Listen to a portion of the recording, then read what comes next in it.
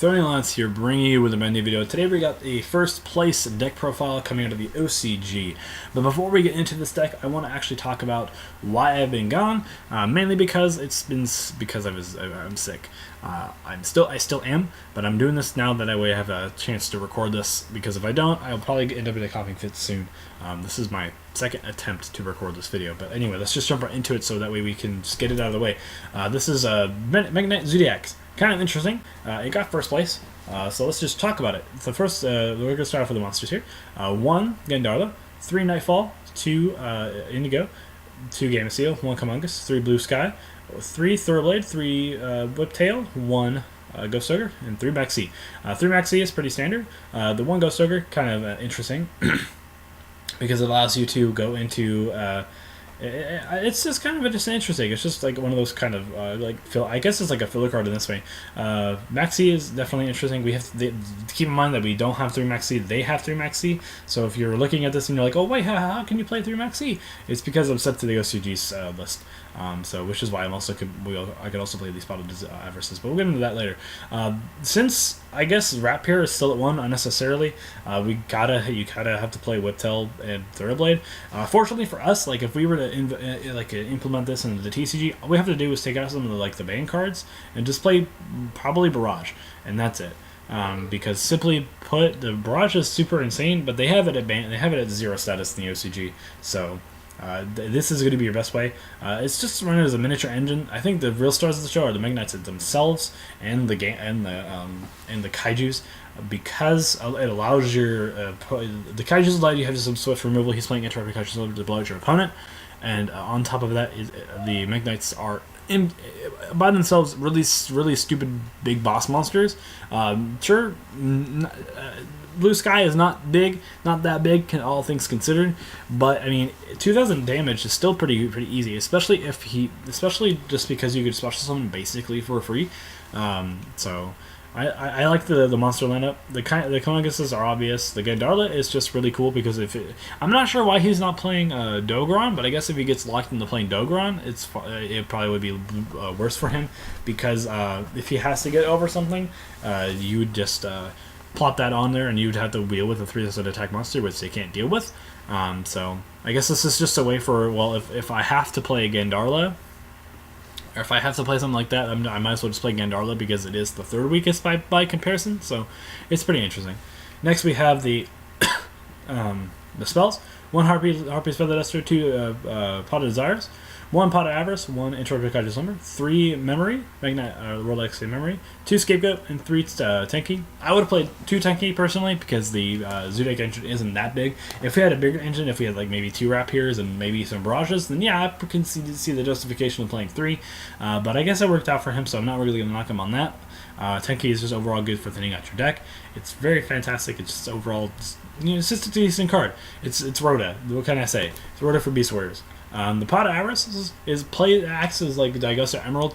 I do believe they have Daiguster Emerald at 3, but I think the reason why they play this card over is because 1, you don't have to rely on the Zoodiacs to get there, and 2, if you play cards like Interrupted Kaiju Slumber, you can just recruit them, and plus it also gives you advantage if you reaccrue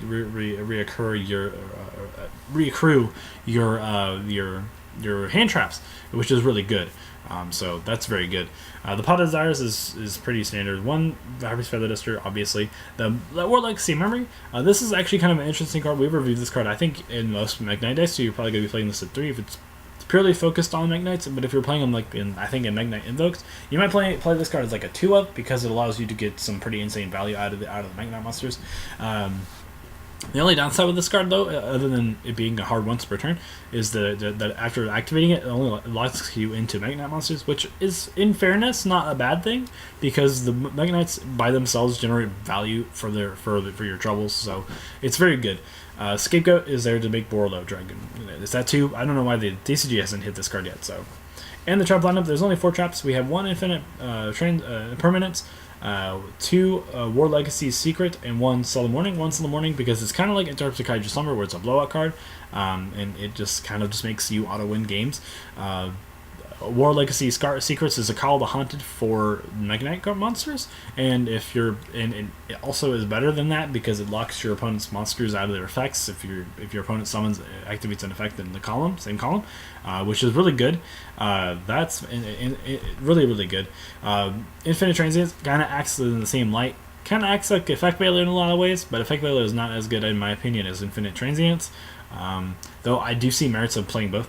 Playing either one card, but this card is super good because it allows you to overall just take your opponent out of the game for a brief moment. So, and on to the extra deck, we have 3 Tigermortar, 1 Hammerkong, 3 Chakanine, and 1 Zoodiac Boarbow, 1 Borreload Dragon, 1 Borrelsword Dragon, 1 Mekk-Knight Spectrum Supreme, 1 Morning Star, 1 Assist Radiant, 2 Link Spider. Excuse me. The 2 Link Spider exists simply because of Borreload, and you can make Mrs. Radiant out of those 2 Link Spiders, I guess, if that needs to be a thing. Morningstar is actually a pretty decent card. I actually kind of undervalued the card in my mind, I think, when I reviewed it, as kind of not being very good, but it's still pretty good. I think it's very good as a Mekk-Knight Link monster. It's fantastic. We already know how good this card is. This card is actually pretty decent. Borrelsword Dragon. It's kind of like Borreload. It requires 3 effect monsters. It points up, which is kind of saddening, but it's okay.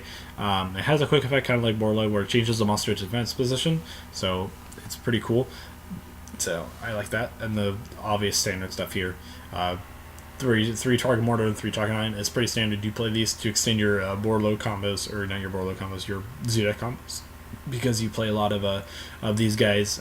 This is to special summon another Link monster or another XE, so you can make some Link monsters and stuff like that. And the only thing on that card that I'm not even lying, he's playing 3 evenly matched, which is absolutely kind of weird. I would expect him to have a little bit more preparation for what is happening, but I guess it worked out, so I guess it didn't really matter. If you guys did enjoy, please leave a comment in the comment section down below. I will have the deck list in the description down below. I will see you guys in the next video. This has been Chithon signing out.